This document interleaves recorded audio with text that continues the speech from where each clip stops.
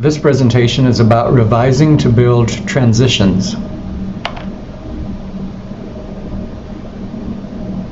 One way to help readers understand the content of a message is to build explicit links between ideas.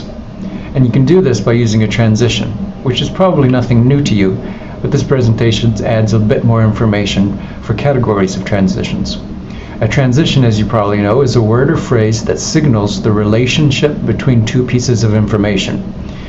It might be between two clauses, two sentences, two paragraphs, or even two longer units, such as sections or in a report.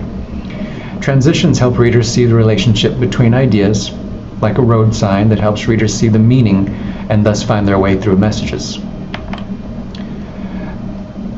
This table gives a classification scheme for different transitions, and some of it makes sense in terms of what you've probably seen before, but where this does add some more complication is in talking about them in terms of their coordinating versus subordinating functions. Along the left side of the table in the stub column, you see that we have the type of transition and the sort of logic it's trying to build, whether it's to add information, show cause and effect, show chronology, illustrate, compare, or contrast. In the middle of the table, we have different types of items according to how they function grammatically. So in columns 2 and 3, you see how transitions can be used to coordinate equal ideas.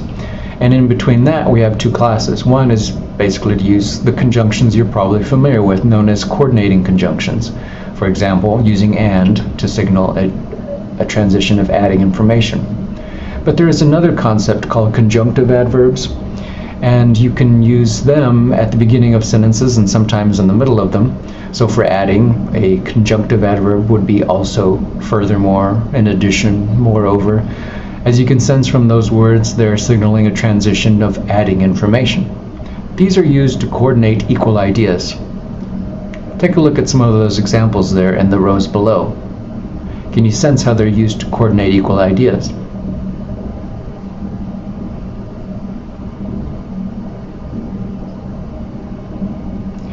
Now to the last column, where it's used to subordinate one idea to another. And this is where you could use subordinating conjunctions: because, if, since, after, as long as, although, despite the fact that.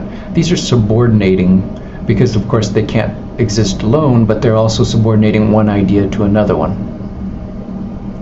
So this classification scheme not only signals the type of transition that you may be familiar with previously, but also the use of grammar in classifying these transitions to communicate one idea in relationship to another. So that's how you revise to build transitions.